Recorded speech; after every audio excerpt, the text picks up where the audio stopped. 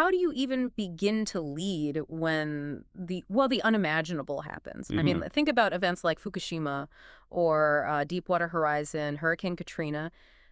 They just tear apart our normal reality. Yeah. What kind of leadership works then? Or what makes it just completely fail when, the rule book is useless? That really is the million-dollar question, isn't it? And that's what we're digging into today. Welcome to the deep dive. Where we try to make sense of complex stuff for you. Exactly. Today, we're diving into a really fascinating dissertation that looks right at leadership during these incredibly extreme crises. Right. And it's not just theory. This is based on a lot of firsthand accounts, isn't it? A huge amount. Yeah. We're talking interviews with first responders, people on the ground, government officials making impossible calls, even corporate leaders who face things they never, ever expected. So our mission today for this deep dive is to pull out the really crucial stuff. What do you need to know about leading when everything goes sideways? We know you want the key insights, quickly and clearly. So we're cutting through all the academic layers to get to the heart of it. The main takeaways, maybe some surprising findings about navigating total chaos. Okay, let's jump in. First off, what makes an event extreme? How is it different from just a really bad crisis? That's a key distinction the research makes. So your standard crisis might threaten important goals, maybe within a company or something. But an extreme event, we're talking consequences of an intolerable magnitude. Think massive physical damage, deep psychological trauma, huge material loss, affecting enormous numbers of people. Intolerable magnitude. Okay, so it just completely overwhelms our usual ways of coping. Totally overwhelms them. And the research also talks about an extreme context, which is slightly different. That's like a domino effect. Ah, like Japan in 2011. Exactly. The earthquake triggers the tsunami leads to the Fukushima nuclear crisis. Yeah. One disaster cascading into another, making it exponentially harder. Wow. But for today, we're mostly zeroing in on leadership within those initial extreme crises and also those black swan events, the really unpredictable ones with massive fallout. Right. So when you're faced with something completely off the charts like that, what good is all the planning, all the drills, the protocols? That's a huge point. Yeah. And the dissertation dives into this tension. Traditional readiness theory is all about planning everything out in advance. Defining roles, running drills. Right, all that. And the research, drawing on folks like Quarantelli, definitely says that groundwork is valuable. You need some kind of foundation. Okay, so it's not useless. No, not at all. But it has serious limits when you hit those truly extreme situations, the unknown unknowns, as they're sometimes called. You just can't write a procedure for something you literally cannot imagine happening. You can't have a checklist for the inconceivable. Precisely. So the research contrasts that with complexity theory, which suggests that instead of just rigid plans for scenario A or B, organizations need to build like an inherent capacity to absorb complexity, to be fundamentally adaptable. More like learning to navigate rather than just memorizing one map. That's a great way to put it. It's about building resilience, the ability to flex and respond to whatever comes, rather than just relying on plan A breaking. Work by Ashmos, Duchamp, and McDaniel supports this idea. Makes sense. And, the dissertation briefly touches on that debate, too. Normal accident theory versus high reliability theory. Oh, yeah, Perot versus Weick and Sagan. Exactly. Are big accidents inevitable in complex systems, or can really robust organizations prevent them? The research kind of suggests a middle ground. Maybe perfect prevention is impossible, but you can significantly improve reliability. So planning helps, but it's not the whole picture. Yeah. Adaptability is key. Crucial, especially when things go truly nonlinear. Okay, nonlinear. The dissertation mentions 6 key concepts that get all jumbled up in these events. What are they? Right, so the 6 big ones are felt emotions, the situational context, the actual crisis response, sense-making, like how people understand what's happening, decision-making, and of course, leadership itself. And the surprising thing is they don't happen in order, like step 1, step 2. Not at all. That's the key finding, really. Table 9 in the source shows this clearly. In extreme events, these things are all tangled up, influencing each other constantly and unpredictably. Forget neat sequences. So someone's intense fear might directly impact their ability to even figure out what's going on, which then affects their decision. Exactly. It's a dynamic, messy loop, not linear at all. Okay, let's unpack those, starting with felt emotions. That sounds pretty intense. It really is. The research shows extreme events often trigger sheer panic. Yeah. And not just in frontline folks, leaders too. Really? Leaders panic? Oh, yeah. Interviewees from Fukushima and Deepwater Horizon talked about it quite openly, moments of just overwhelming fear. Wow. So how did effective leaders deal with that, their own panic, and their teams? They used specific strategies, things like shielding their team from external chaos and pressure, cultivating self-awareness, recognizing their own fear, maintaining situational awareness despite the chaos, and actively supporting their people. Kind of being the calm eye of the storm, but also protecting that space. Exactly. And then there's hopelessness. Hopelessness, even in leaders. Even in leaders. Yeah. The dissertation gives examples, like one interviewee during a hurricane response feeling utterly hopeless. But it also highlights how leaders providing hope becomes critical. Like the presidential visit to 3 Mile Island that was mentioned. Yes, a symbolic act, but powerful, giving people a reason to keep going when things look bleakest. Hope becomes a tangible tool. Hope as a tool. That's interesting. What about trust? That must be vital. Absolutely fundamental. Trust pops up everywhere.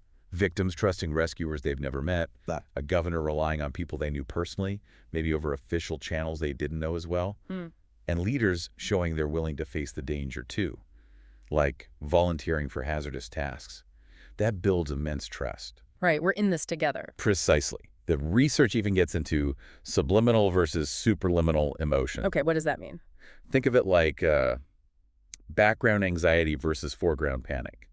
In a manageable crisis, maybe there's low-level stress, subliminal. But as it gets extreme, that fear can just surge forward, superliminal, and totally impair thinking. Wow. And in the really deadly situations, things like death anxiety, awareness of your own mortality become real powerful factors. That's heavy stuff. Okay, moving to situational context. What falls under that umbrella? It's pretty broad. It covers the specific technological problems like equipment failures. It covers cooperation or lack thereof between different groups, the overall safety culture and conditions, support for workers, and of course just the sheer scale and intensity of the event itself. So Deepwater Horizon is a good example of the tech failures, safety barriers, training issues. A grim example, yes. Safety culture, fatigue, the barriers. And Fukushima shows that unique context where a natural disaster causes a complex technological one. Totally different challenges. And cooperation. How does that play out, especially at high levels? Vital. The research mentions challenges discussed even at the White House Situation Room level. Things like trying to match the speed of response to the speed of the disaster. Which must be incredibly hard. Incredibly. Also the importance of local control, empowering communities, and the careful role the U.S. military plays internationally. And the needs change depending on the disaster type, right? Rescue versus survival. Exactly. Earthquakes often mean immediate rescue. Tsunamis can be about immediate survival against the water. And groups like the Red Cross become critical filling gaps. And the magnitude. You mentioned fathomable to unfathomable. Right. Deepwater Horizon, again, is maybe an example where the reality just went so far beyond what anyone had trained for or even conceived of, it became unfathomable. Which puts immense pressure on the actual crisis response. How do you respond to the unfathomable? Well, crisis response here means the actions people take and the thinking behind them. The dissertation brings up setback management. Setback management? Yeah, basically how things like internal fighting within an organization or being stuck with only one plan and it's the wrong plan can totally derail the response. Interviewees talked about this. Infighting during a disaster. Yikes. It happens. And then there's enacting organizations. The idea that often in these moments, people fall back on instinct and ingrained routines to make sense of things. That shapes their initial mental picture. And what did interviewees say was crucial for leaders doing the response? A recurring theme was being there, being physically present on the scene, and providing credible answers. Just showing up and giving reliable information was seen as incredibly important leadership. Being present, being credible. Seems basic, but maybe profound in chaos. Okay, next. Sense-making. Making sense of the senseless. How does that work? Yeah, it's incredibly hard to study, especially across different disasters. But the research looked at things like commitment, identity, expectations. And found what? One key thing was a big difference between how people saw things during the crisis versus reflecting afterwards. Their understanding really shifted. That makes sense. Time gives perspective. Definitely. And factors influencing sense-making during the event included: was the information plausible? Were initial reads positive or negative? How were people updating their understanding? The role of doubt, optimistic bias, even institutional norms shaped how people interpreted things. So many filters and biases trying to process incomplete, chaotic information. Exactly. It's a constant struggle to build a coherent picture when the picture keeps changing. Which leads right into decision-making under that pressure. And indecision is a huge factor here. The fear of making the wrong call with potentially horrific consequences can just paralyze leaders. Like the Fukushima evacuation zone delay mentioned in the research. That's cited as a potential example, yes, that fear of consequences. And while you obviously need facts, too much information overload can also make deciding harder. A real balancing act. And there's this constant tension. Do you follow the rules, the procedures, or do you adapt because the situation is totally outside the rules? Like interviewee RW said about Fukushima, needing to adapt beyond the manual. Precisely. And communication becomes absolutely critical. Getting decisions out clearly, managing expectations, making sure info flows between different agencies or levels of government. Interviewees stress this for Hurricane Sandy, for instance. Communication is always key, but here it's life or death. Absolutely. The research also flags other pitfalls. Anchoring on initial ideas, sticking with a bad plan, acting only on gut instinct, being inflexible. Hurricane Katrina's response gets mentioned here, and political bias sometimes creeping in, sadly noted in Fukushima, Katrina, and Sandy responses. Politics in a disaster. And interestingly, this idea of constructive defiance. Constructive defiance. Meaning what? Meaning sometimes leaders lower down, who have better immediate awareness, might need to consciously disobey an order from higher up if that order is clearly harmful in the current reality. Wow, that takes guts. Knowing when to break the rules for the right reason. Exactly. It's a heavy responsibility. Okay, finally, leadership itself. Does our normal understanding of leadership even apply here? It applies, but everything gets amplified and distorted, you know? Yeah. The dissertation argues standard concepts take on new weight. Based on the interviews, a huge factor was simply inexperience. Did the leader have relevant experience or not? Experience matters most. It came up first, followed closely by personality and character, actual mastery of the situation or skills needed, and again, trust.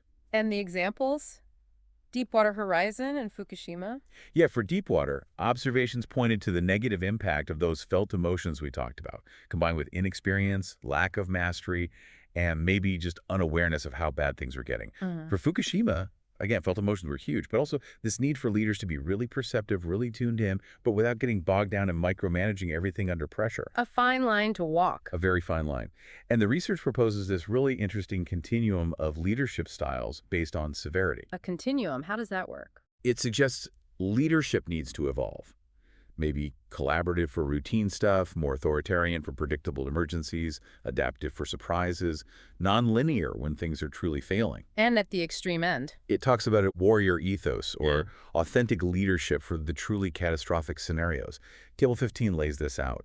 The big takeaway is needing non-linear dynamic thinking. Embracing the chaos, almost. In a way, yes. Being able to function within the disorder, not just fight against it. Thinkers like Ferrismond and Week have written about this. And theories like naturalistic decision-making and macrocognition are really relevant here too, how people actually think and decide under pressure. So leadership isn't one style. It has to morph as the crisis deepens. That's the core idea, which leads to the integrated model. Right, the final piece. How does the model tie this all together? Basically, Table 16 presents this model that connects everything. The situation, the emotions, the sense-making, the decisions. Shows how different theories fit depending on where you are on those continuums. The crucial insight is alignment. You need to match your leadership approach to the reality of the situation as it evolves. A mismatch, like using a routine style in a catastrophe, is likely to end badly. Alignment. Got it. Wow, this has been a lot to take in, but really illuminating. It's heavy stuff. So boiling it down, leading through the truly unthinkable isn't about having the perfect plan, because you won't.